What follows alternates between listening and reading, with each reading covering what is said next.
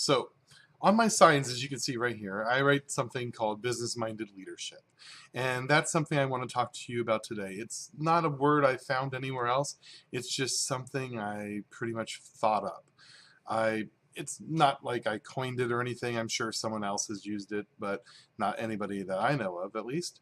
So I want to think about not only running the city like it is a business, but also running it where we're pro-business, trying to encourage more businesses and more money to come into the city and more jobs and more opportunity, because that's what's going to really make the city of Peoria great.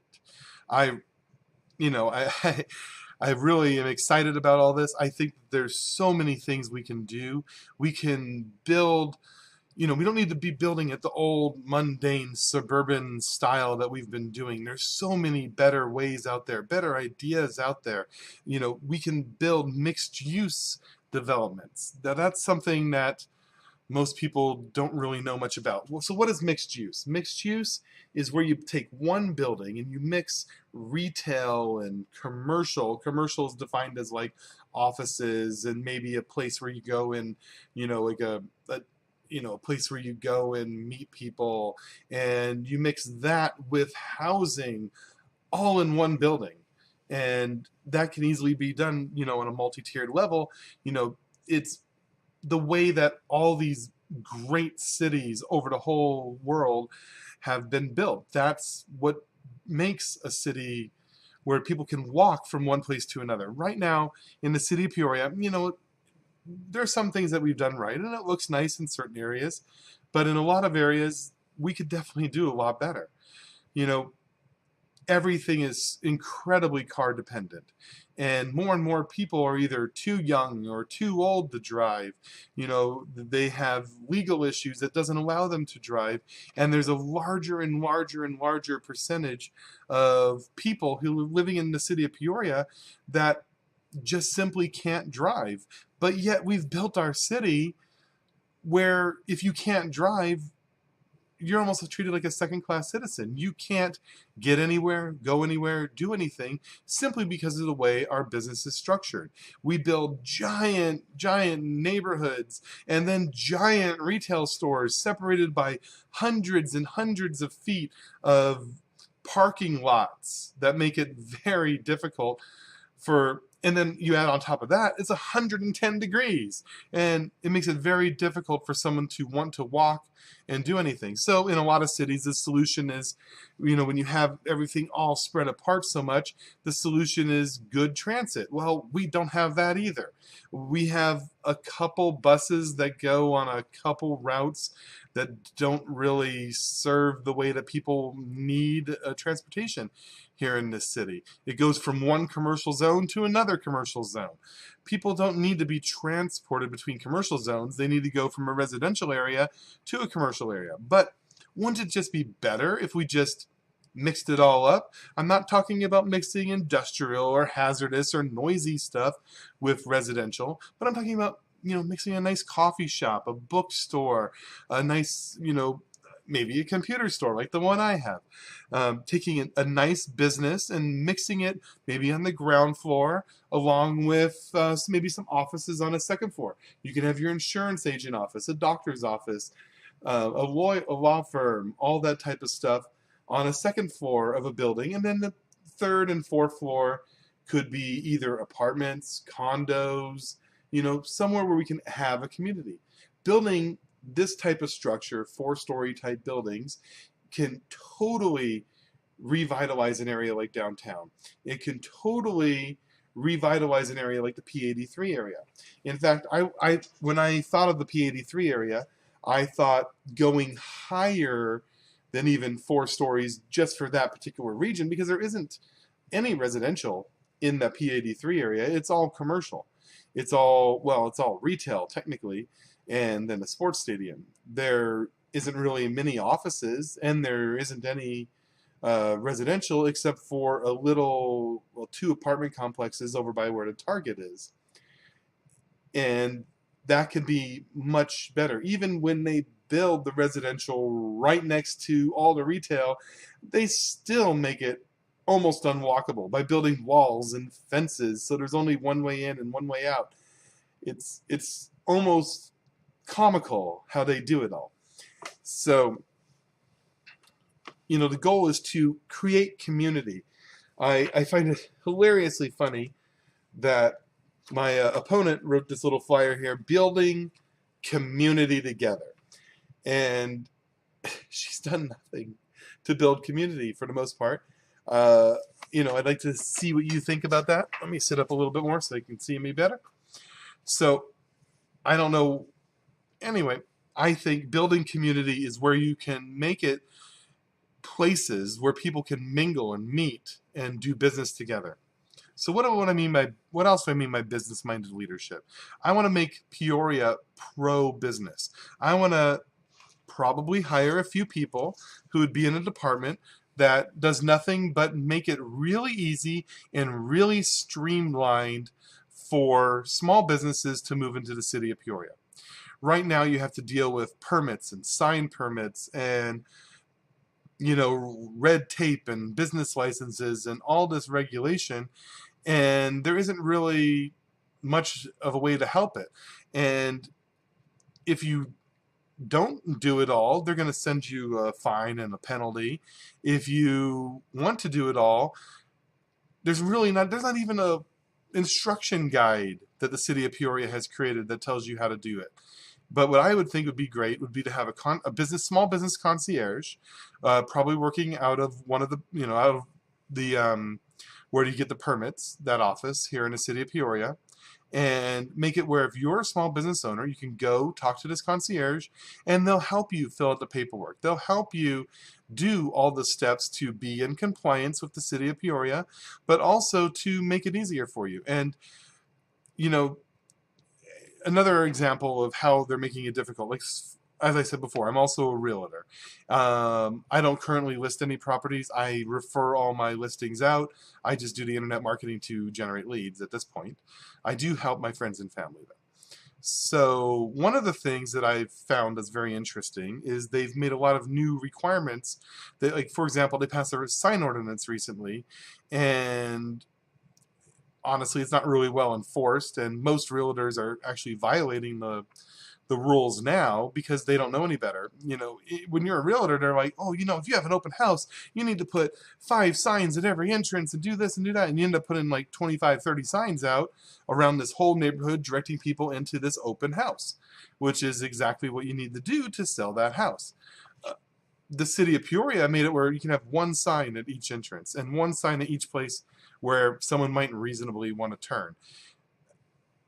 I understand not having massive signs. I also understand not having a huge amount of open houses, but they've made the limitation so small that you can get fined for having too many open houses and being open too many days. So anyway, I don't think it's the city's place to regulate and meddle in businesses like the way that they're doing. I would like to be much more pro-business, and that's why I have the phrase business-minded leadership. Building our business, our city, being very pro-business. Now, the other thing that I wanted to talk about business-minded leadership is also the way that we run our city. There's a lot of, let me think of a good example. A good example would be the city has various rooms that they rent out, meeting spaces, rooms at the Rio Vista Park, rooms at the Adult Center, and they rent these out. So what they've decided to do is they've decided that, here's the price, and they don't think like a business. They've set the price so high that there's almost no demand for that unit. If I was a hotel owner, I would say set the price at this level, but then lower the price and offer discounts and offer this so that I make sure that that room is always rented and it's always bringing in the maximum revenue for my business. The city of Peoria doesn't do that. They just set the price so high so that their staff doesn't even have to bother because that thing is only rented 2 to 3% of the time. 90+% of the time it's vacant, making nothing. So what's better, making a little bit? As long as you're making more than your costs, it's a good thing.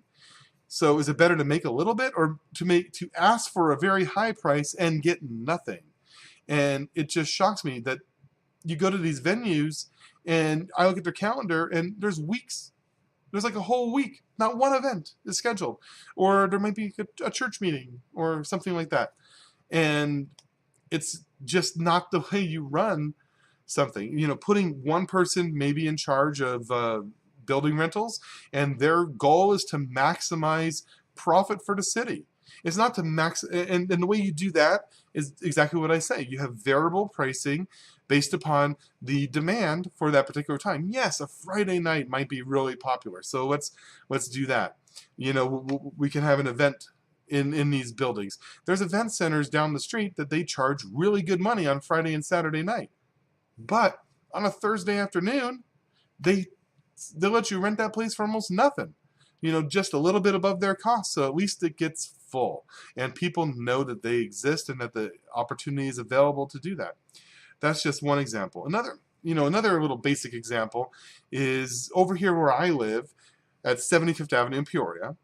They decided that they were going to make the streets better, and they spent a whole 11 months of pretty obnoxious construction.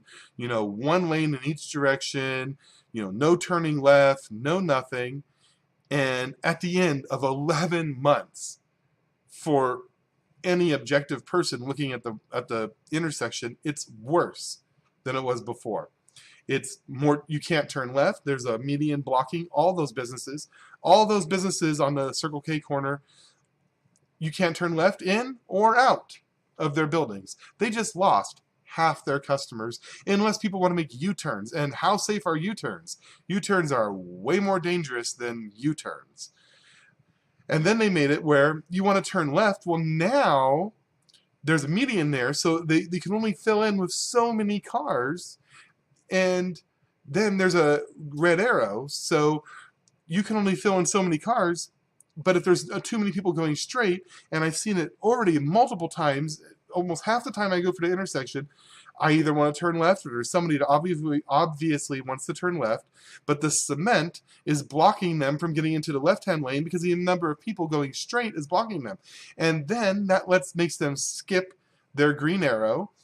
So they have to wait for the people to go straight, then they can pull into the turn lane. Then they got to wait for the entire cycle of lights, a whole minute or more, to go through, and then finally they get a green arrow so they can turn.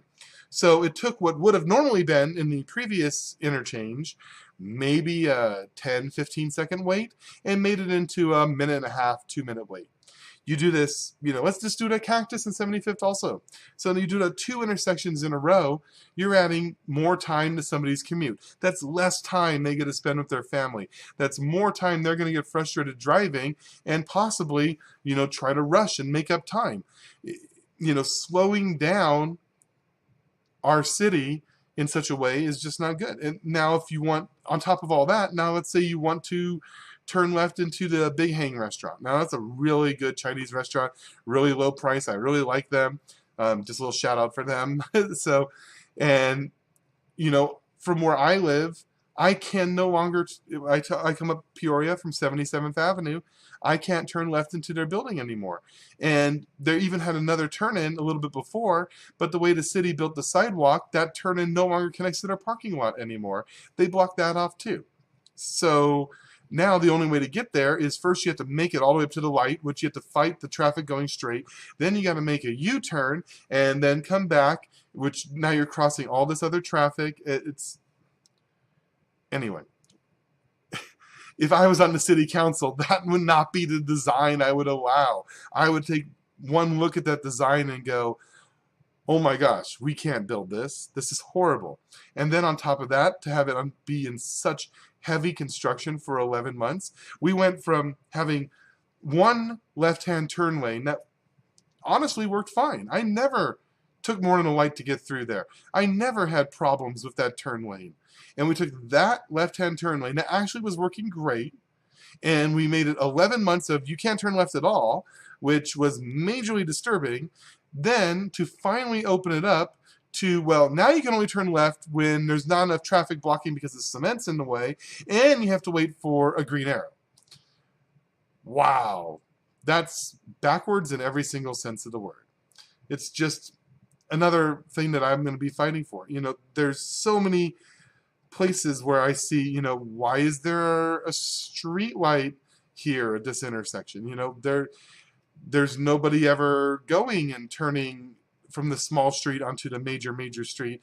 And then, of course, the time when the light right before it turns green and all these cars are about ready to hit this intersection that nobody ever uses, of course the light turns red on that intersection, and now everybody's waiting 30 seconds for absolutely no one to turn in front of them.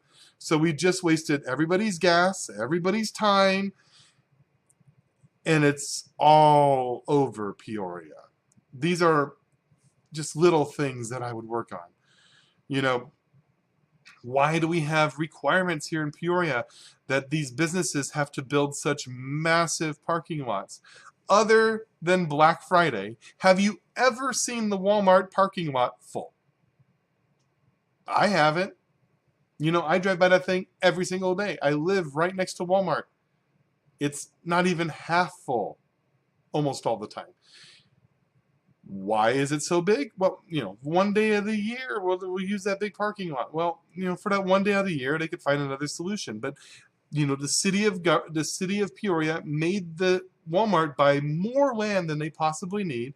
They also made them buy a whole bunch of land for drainage, which and there's other ways around that. But they're buying the land anyway, so might as well have a little bit of drainage.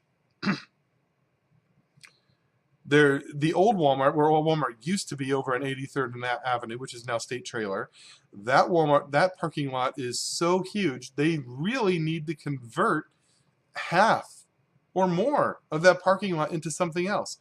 I mean, how cool would it be in that parking lot right there to have some prime, say 3-4 story, nice little condo units in that parking lot? Then all of a sudden now they have some people bringing life to the downtown area.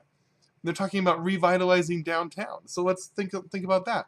If we were to build in very respectful manner so it doesn't disturb the current residents, but in a way, build a couple really nice 3, maybe 4-story buildings. Maybe put it over to by Cotton Crossing, maybe on the other side of Cotton Crossing from downtown. But we could inject, say, 1,000 people, 1,500 people into that downtown area. That would automatically revitalize it. Now you're opening up more businesses to serve those people. That's exactly what they did in downtown Phoenix. Let's think about Roosevelt and Central Avenue and the little, maybe 1/8 of a mile in all directions from that intersection.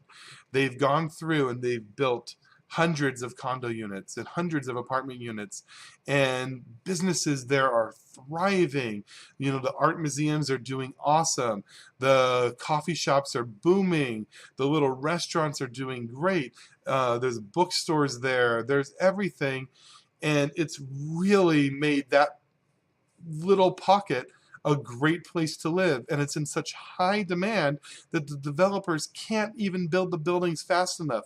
Before the building's even done, it's sold out. That's what we need here in Peoria. We need energy like that. They're doing the same thing just east of ASU over in Tempe. They did the same thing just east of Desert Ridge over in Phoenix. The examples are right there for us to see, but yet our so-called visionary leader doesn't see any of it. I don't understand how they can say they're a visionary and they're a leader, and they don't even see the basic concepts of what's working in cities around America and even just around our valley. This is how we do it. So I hope that you would want to believe in what I'm saying and elect me to help turn this city around and make this a city that we can be super proud of, where businesses want to be here, people want to move here, and we have a vital downtown area, a vital area where people can live, in a walkable city where they can interact with people and they can build community because they can go down to a shared lobby for their apartment building. I mean, how many apartment buildings here even have a shared lobby? It's all about cars. You go and you park and then you walk right to your apartment through some stairs because that's the way they're designing it. I would go and say, hey, let's have a parking lot or a parking structure. Hey, let's take that parking structure and put it underground. And then they can all go to a lobby and they can mingle and build community and then go through a hallway and go to their apartment. I mean, how much nicer is that than the way we're building it? If you take a survey of pretty much anybody who's under the age of 30, they much prefer the community idea. Anyway, this is one of my biggest frustrations. As you can see, I'm very passionate about this.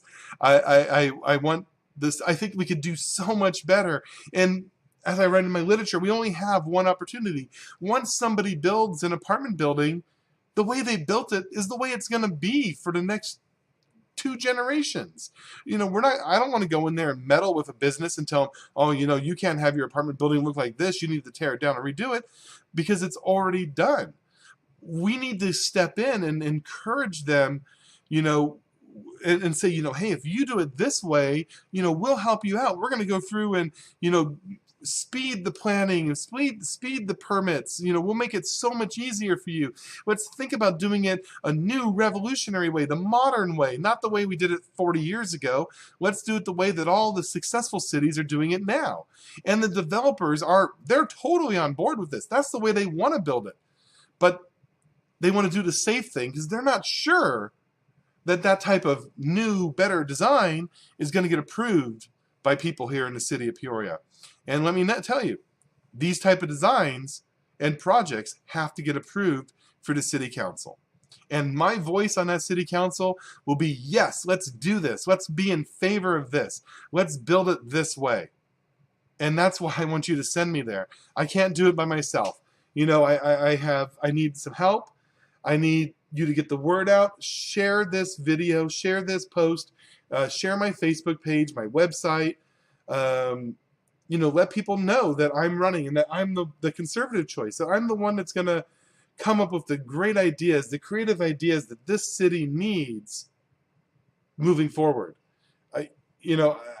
I figure in the general, and if we go through the primary election, there's not even going to be 2,000 people voting. So I need 1,000 people to pledge their vote to vote for Jason Dragon, so that I can go and make our city great. I can go and strive to work for these type of things. Anyway, as always, if you have any questions, please leave a comment on my Facebook page. You can send me an email, dragon@jasondragon.com. That would be awesome. And of course, you can even text or call me during business hours. Text me whenever you want. I'll get back to it when I see the text message. My phone number for you to text me is 602-579-4919. I really hope that I can count on your vote and count on your support. Thank you for watching this entirely lengthy video, 23 minutes. Oh my gosh, that's way too long. So thank you for watching it, and have a great day. And call me if you need anything. Thanks.